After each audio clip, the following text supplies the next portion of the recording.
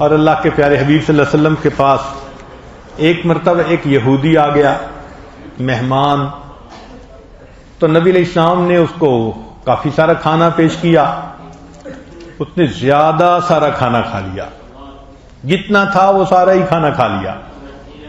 اب اللہ کی شان کہ پیٹ تو خراب ہونا ہی تھا، چنانچہ اس نے خوب کھانا کھا لیا، اور اللہ کی شان کہ اس کا پیٹ خراب ہو گیا. رات کو بستر میں سویا ہوا تھا، اچانک اس نے محسوس کیا کہ میرے جسم سے ری نکلنی ہے، ہوا نکلنی ہے. تو جیسے ہی اس نے ہوا نکالنے کی کوشش کی تو پاخانہ ہی اس نے بستر پہ کر دیا.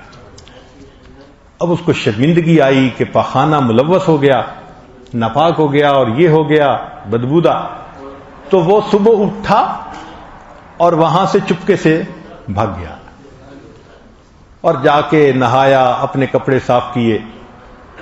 جب اللہ کے حبیب صلی اللہ علیہ وسلم فجر کے بعد آئے مہمان کا پتہ کرنے، تو دیکھا مہمان نہیں مگر بستر کے اندر پاخانہ ہے. اب اتنی دیر میں جو مہمان چلا گیا تھا یہودی، اس کو احساس ہوا میں اپنا جو ویلٹ تھا یا چھوٹا سا کوئی پرس تھا وہ تو وہیں چھوڑ آیا. اب اس کو شرمندگی کی وجہ سے آنا پڑا.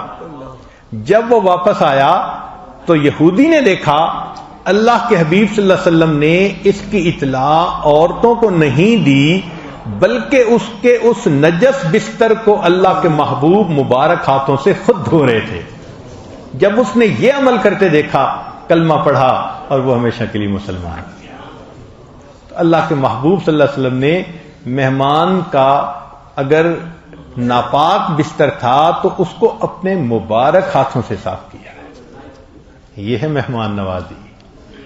اللہ تعالی ہمیں اس پر عمل کرنے کی توفیق عطا فرمائے کہ ہم مہمان پہ آنے پہ اس طرح خوش ہوں جیسے کوئی عید کی رات آنے پہ خوش ہوا کرتا ہے.